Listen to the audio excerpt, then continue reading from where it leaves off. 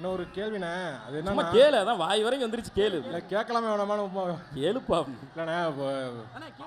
ஆடியோவில் வந்து சொல்லியிருந்தீங்களா இந்த மாதிரி இட்லி வந்து நாங்கள் வந்து அப்போ கஷ்டப்பட்டோங்கிற மாதிரி, இட்லி வாங்க காசு இல்லாமல் இது பண்ணுற மாதிரி. நீங்கள் அப்போவே டேரக்டராக இருக்கும்போது அது எப்படி, அது என்ன அப்படிங்கிற மாதிரி. நீங்கள் ஸ்பீச் பார்த்தீங்களா? இல்லை, அந்த பிட்டை மட்டும் பார்த்தேண்ணே. அதை மட்டும் கட் பண்ணி போட்டு.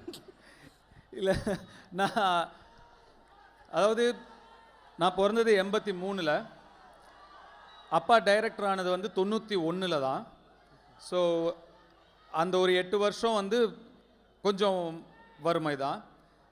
91ல் இயக்குனர் ஆனதுக்கப்புறமும் கூட ஒரு 94-95 வரைக்கும் 4 பிள்ளைங்க, எல்லாரையும் படிக்க வைக்கணும், பார்த்துக்கணும், கேத்துக்கணும். அப்பாவுக்கு ரொம்ப ஒரு சிரமமான ஒரு விஷயமாக தான் இருந்தது. 91ல் இயக்குனர் ஆனப்புறம் கூட ஒரு 94-95லேருந்து ஓகே, ஒரு நல்ல ஒரு லைஃப் ஸ்டைல் எங்களுக்கு அமைஞ்சிருச்சு.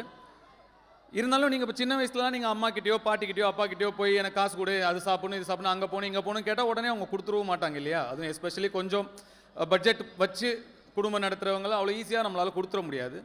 நாங்கள் 4 பேருமே கூட வீட்டில் வந்து வீட்டோட சுச்சுவேஷனை புரிஞ்சுக்கிட்ட குழந்தைங்க தான்.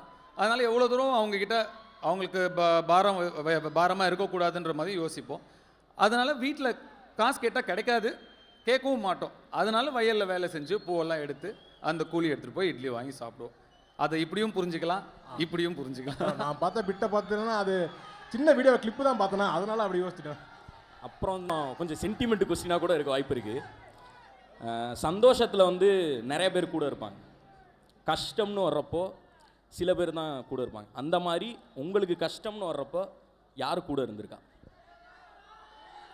அதை தான் இந்த படத்தில் ஒரு பாட்டாகவே எழுதியிருக்கேன். அதிலிருந்து வந்த இன்ஸ்பிரேஷன் தான் அது.